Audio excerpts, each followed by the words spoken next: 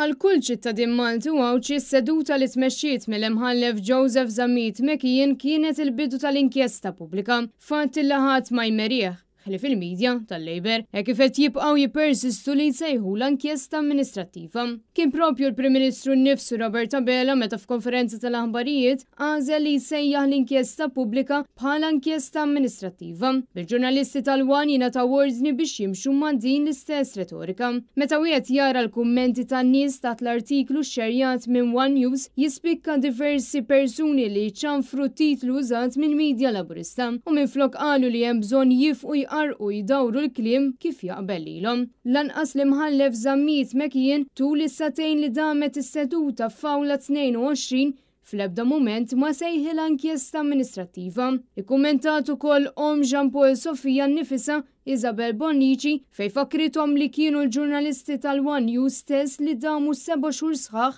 imeru għal inkjesta pubblika differenti minn inkjesta maġisterjali. Għalkemm issa natati raġun wara li Robert Abela għamel U-turn. Isabel Bonnici staqsiet għalfejn artiklu tal-medja Laburista irrapporta biss l-ewwel biċċa tax-xhieda tagħha. Kien fid-daw ta' dan li l-om staqsiet għalfejn dan is-sit ma kienx ċaru rapport tal-verità kollha fir-rigward ta' dan il-każ. U kien hawnhekk fejn Isabel Bonnici qalet li jilesta tagħti kopja tax-xhieda kollha tagħha li tat fil-qorti sabiex jinfurmaw sew lil qarrejja tagħhom. Isabel Bonnici qalet li b'differenza għal dak li qed jingħad minn xi wħud hi mhix tagħmel dan l-isforz kollu għall-flus. Iżda qed tagħmlu biex tassigura li toħroġ il-verità kollha dwar dak li seħħ lil bina.